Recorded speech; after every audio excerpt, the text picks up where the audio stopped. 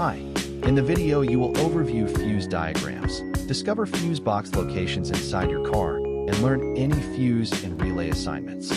Passenger compartment, fuse box, location. It is located under the dashboard on the driver's side behind a protective cover.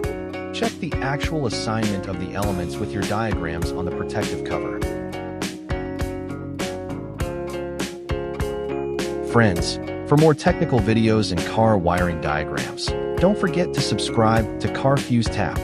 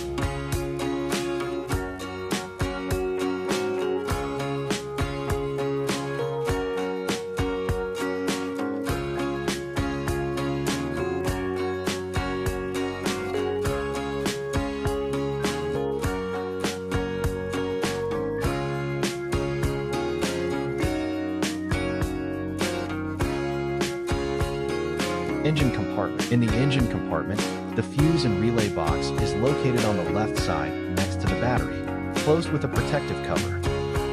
Agar.